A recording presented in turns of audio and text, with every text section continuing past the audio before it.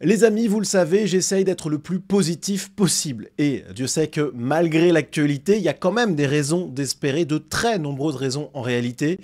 Même si tout n'est pas gagné d'avance, très loin de là, mais je pense qu'on va en réalité dans la bonne direction. Et ça se voit au niveau européen. Alors, il y a quelques jours, je vous ai publié une vidéo sur la Commission européenne. La Commission européenne bascule-t-elle à droite, ou est-ce que Ursula von der Leyen est un peu dans l'enfumage? Et dans cette vidéo, je vous disais qu'en gros, il y avait une poussée populaire de droite en Europe, mais que, évidemment, à la Commission, ça mettait du temps à se répercuter, parce qu'on a toujours le cordon sanitaire, la gauche qui est toujours, malheureusement, le grand vainqueur de la bataille idéologique, en Europe comme en France. Et donc on est un peu face à un espèce de semi-enfumage de la part de von der Leyen et de toutes les élites européennes. Reste quand même que je veux insister sur l'espoir qui est en train de se lever partout sur notre continent. On a vraiment les peuples européens qui se réveillent. Alors, premièrement, regardons ce qui se passe ailleurs en Europe. Regardons le cas de l'Autriche. En Autriche, lors des dernières législatives, c'est quand même un parti de droite assumé, qui a une ligne excellente sur l'immigration, qui a remporté ces élections législatives. Alors, pas de beaucoup, mais quand même, c'est un vote populaire conséquent. Et surtout, ça montre qu'une droite sérieuse, mais radicale sur les questions d'immigration, ça existe et ça gagne. Voilà. Donc ça, c'est quand même assez énorme. Et d'ailleurs, ça a évidemment été critiqué par nos amis de gauche. On a par exemple le média Euractiv qui nous dit « Le parti d'extrême droite, FPO, s'assure la première place aux élections autrichiennes ». C'est pas du tout d'extrême droite, hein. C'est juste de droite, classique, c'est du bon sens. Face à la submersion migratoire qui touche l'Europe, les Autrichiens se réveillent. Mais ce ne sont pas les seuls. Les Allemands aussi, malgré l'énorme propagande politico-médiatique qu'ils se prennent dans la figure depuis des décennies, eh bien les Allemands plébiscitent l'AfD, l'Alternative pour l'Allemagne, qui est le parti, on va dire, un peu similaire au RN outre-Rhin. Donc Allemagne, notre BFM, le parti d'extrême droite, toujours, hein, AfD, en tête d'une élection régionale, se félicite d'un succès historique. Et oui, il y a des scores historiques réalisés par l'AfD en Allemagne, ce qui est une excellente chose, parce que si même les Allemands se réveillent, franchement c'est intéressant. Alors attention, c'est à nuancer bien entendu, hein. Il y a énormément d'éléments qui nous montrent aussi que ce réveil allemand, il va pas devenir d'un coup d'un seul. Mais voilà, on a quand même des choses super positives qui se passent. Et regardez le Nouvel Obs. Percée de l'AfD en Allemagne. Ce ne sont plus les Verts qui arrivent en tête chez les jeunes, mais l'extrême droite. Voilà ce qui fait peur à tous les gauchistes dans toute l'Europe. C'est le fait que la droite, ce qu'ils appellent extrême droite ou ultra giga droite, que sais-je, est en train de conquérir les cœurs chez les plus jeunes. Voilà. Ça, c'est quand même super intéressant. On a vu le phénomène en France aussi avec Jordan Bardella. Et je peux vous dire qu'ils sont terrorisés à gauche. Parce que, fut un temps, être de gauche, c'était être cool quand on était jeune, quoi. Eh bien, en réalité, tout est en train de changer. Pourquoi? Parce que les jeunes autochtones européens, ils sont confrontés de plein pied à la réalité de l'immigration extra-européenne et que ça leur plaît pas des masses. Voilà. Alors, c'est pas si facile que ça, là encore. Le but, c'est pas de voir le monde en mode bisounours, parce qu'évidemment, il y a la culture racaille qui s'impose massivement dans la jeunesse. Ça, c'est quelque chose contre lequel il faut absolument lutter de toutes nos forces. Donc, ça montre que tout n'est pas gagné très loin de là. Mais il y a une prise de conscience générale, que ce soit en Allemagne ou ailleurs. Voilà. Et évidemment, le monde s'en inquiète au dernier degré, l'inquiétante montée de l'extrême droite. Voilà. Donc ça fait toujours plaisir de voir ça. Ça veut dire qu'on tient le bon bout, les amis. Alors, on a également en France, bien sûr, en France, il s'est passé des belles choses quand même. Michel Barnier et Bruno Retailleau, qui, alors, n'ont pas la recette miracle pour sauver le pays. Ça ne sera pas suffisant ce qu'ils proposent, bien entendu.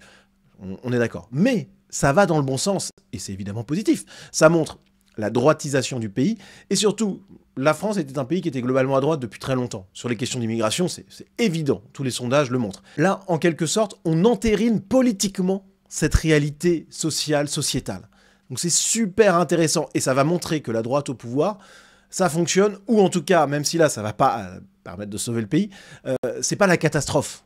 Au contraire, on est sur le retour de l'ordre, la diminution du laxisme, etc. etc. Donc c'est super intéressant. Franchement, c'est assez fou ce qui se passe en France, hein. Rendez-vous compte, hein, on est passé du gouvernement Macron avec Darmanin à un gouvernement plutôt de droite quand même si ça se discute, évidemment, mais avec Bruno Retailleau à l'intérieur. Et regardez-les, ils font de l'immigration un sujet principal.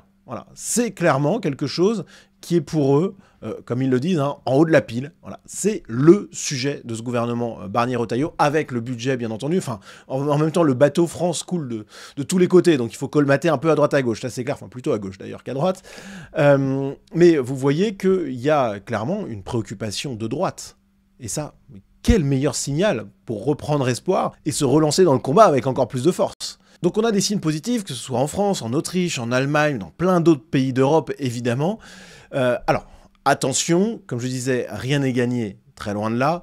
On a quand même la gauche qui se défend bien. En France, on a Marine Le Pen qui est confrontée à un procès des assistants parlementaires, des eurodéputés du Rassemblement National, c'était il y a plusieurs années maintenant, et on est dans quelque chose qui s'apparente quand même au procès politique, parce que ce soit sur le fond ou sur la forme, on sent bien qu'on cherche des noises à tout prix au Rassemblement National pour les punir de leur réussite politique, hein, puisque les pratiques, si elles étaient avérées, hein, attention, je ne me prononce pas du tout sur le fond du dossier, mais si elles étaient avérées, je peux vous dire que faire travailler son assistant parlementaire européen sur des problématiques nationales, bon, globalement, tous les partis le font. Voilà.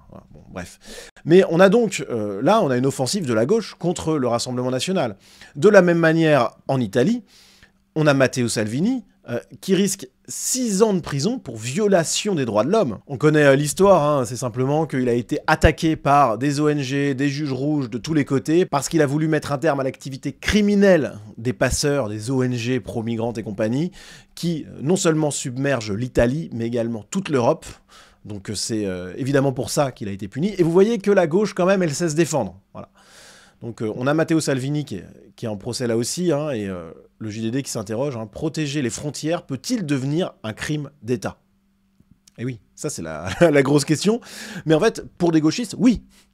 Voilà. Et c'est contre ça qu'on se bat, contre des gens qui veulent abattre toutes les frontières et qui sont prêts à tout pour gagner.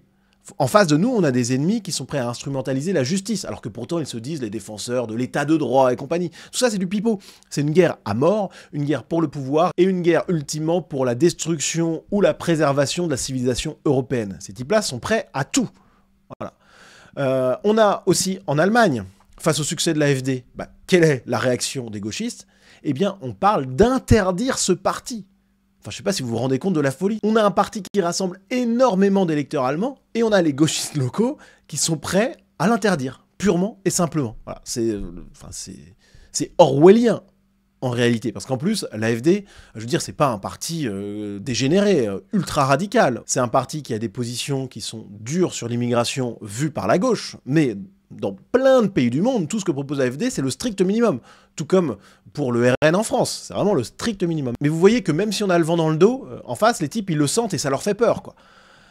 Pareil, en Belgique, on a une scène politique sans élus d'extrême droite. Bon, ça se discute un petit peu, mais effectivement, il y a un cordon sanitaire extrêmement puissant en Belgique. Et ça fait un paquet de temps que c'est comme ça. Et vous voyez que là-bas, la gauche est très puissante, et c'est toujours la même arme. On interdit aux gens qui ne partagent pas les dogmes religieux de la gauche sur l'immigration, etc., etc., on leur interdit de s'exprimer, tout simplement. On leur interdit même d'exister. S'ils le pouvaient, ils le feraient. Les goulags, c'est pas une invention de communistes pour rien, hein. C'est le principe même, l'essence profonde de la gauche, que de vouloir supprimer les libertés de ceux qui ne pensent pas comme elle. Et en Belgique, ça se voit. Alors attention, là je vous ai fait un petit peu le côté négatif de tout ça, parce que j'ai pas envie de faire le bisounours, hein, je me répète, mais quand même, tout est en train de craquer. C'est la conclusion de cette vidéo, hein, message d'espoir. Regardez, en Belgique, on a le cordon sanitaire contre l'extrême droite qui est de plus en plus fragile, note le site de gauche Reporter. Voilà. Donc ça, c'est assez savoureux.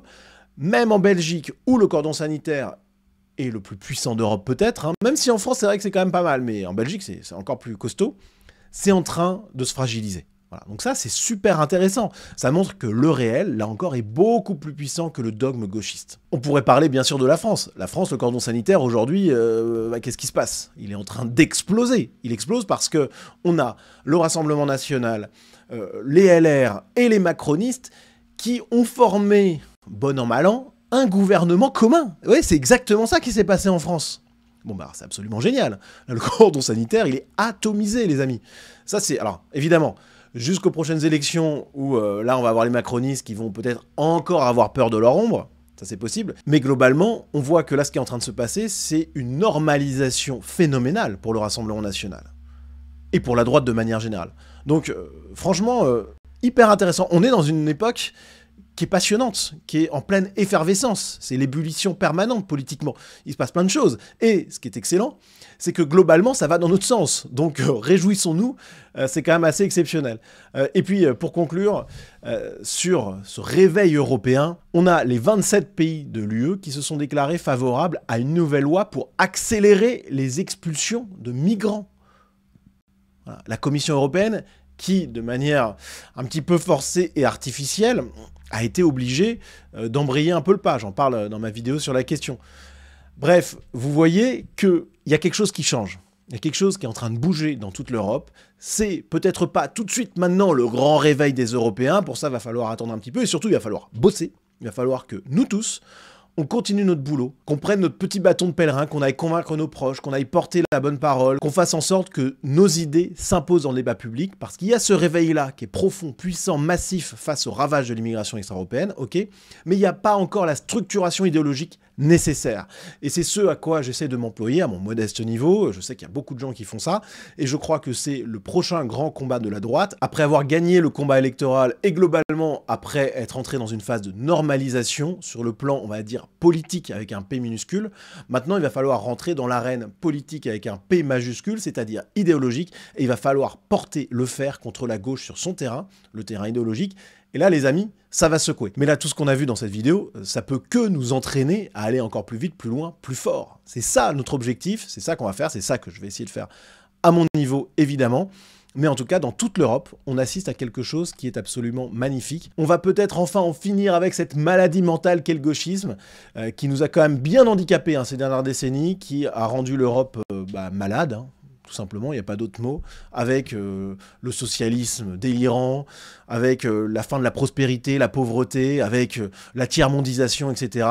Tout ça, on peut essayer de laisser ces scories gauchistes derrière nous, avancer vers un futur radieux. Ça va nous demander beaucoup de travail, beaucoup d'efforts, beaucoup de douleur peut-être, mais si les Européens se réveillent, je suis persuadé qu'on y arrivera. Voilà les amis, merci à vous d'avoir suivi cette vidéo jusqu'au bout. Si vous appréciez mon travail, si vous en voulez toujours plus, si vous voulez joindre vos forces à mon combat contre le gauchisme, contre cette idéologie de gauche qu'on ne peut plus supporter, hein, tout simplement, et qu'on doit abattre à tout prix, parce que sinon c'est la fin, eh bien vous pouvez soutenir mon travail à partir de 5 € par mois. Vous accédez à la communauté Sunrise. En contrepartie de ce soutien à mon travail, vous avez des vidéos exclusives, l'accès à un canal Telegram dédié. Merci d'avance les amis, et à très vite.